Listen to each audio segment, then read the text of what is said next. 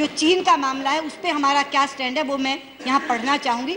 Honorable Deputy Chairman, our relations with China have recently come under renewed focus due to developments in the Doklam area in the Sikkim sector, close to the India-China-Bhutan tri-junction boundary point. India's position on this issue has been articulated in the press statement issued by Minister of External Affairs on June 30th. Our concerns emanate from Chinese actions on the ground, which have implications for the determination of tri-junction boundary point between India, China and Bhutan, and the alignment of India-China boundary in the Sikkim sector. Both these aspects of tri-junction point and India-China boundary alignment in the Sikkim sector had been earlier addressed in a written common understanding reached between the special representatives of India and China on the boundary question in December 2012. Point 13 of the common understanding states that, on quote, the tri-junction boundary points between India, China and third countries will be finalized in consultation with the concerned countries. Since 2012, we have not held any discussions on the tri-junction with Bhutan. The Chinese action in the Doklam area is therefore of concern. With regard to the boundary in Sikkim sector, there are still steps to be covered before the boundary is finalized.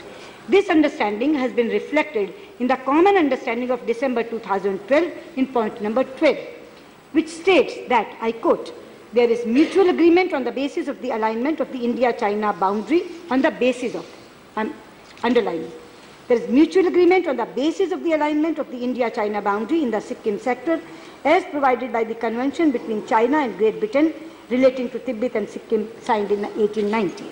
Then, during the 8th Special Representative meeting in June 2006, the Chinese side had in fact handed over a non-paper for separate agreement on the boundary in Sikkim sector. The non-paper had proposed that both sides, I am again quoting, that both sides may, based on the above-mentioned historical treaty, that is 1890 Convention, verify and determine the specific alignment of the Sikkim sector and produce a common record. On this basis, as an initial result of the boundary settlement, both sides may negotiate and sign an agreement on the boundary alignment in the Sikkim sector to replace the historical treaty.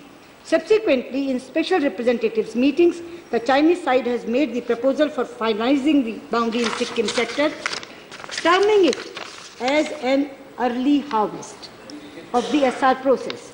This clearly confirming that the boundary is in the Sikkim sector is not yet finalized. Otherwise, they would not have used this term, early harvest, as we say, low-hanging fruit. It was an early. Yes, we have noted the Chinese side has selectively quoted parts of Prime Minister Jawaharlal Nehru's letter, selectively they are quoting, of 22nd March 1959 pertaining to the India-China boundary in the Sikkim sector. A full and accurate account of that letter would have also brought out that Prime Minister Nehru's assertion was clearly based on the boundary alignment as shown in our Indian published maps. The Chinese side in their recent document published on the website of their foreign ministry have expressed commitment to maintaining peace and tranquility in the India-China border areas. India always believes that peace and tranquility in the India-China border areas is an important prerequisite for smooth development of our bilateral relations. We will continue to engage with the Chinese side through diplomatic channels to find a mutually acceptable solution on the basis of the Astana consensus between our leaders. I note the sense of the House is supportive.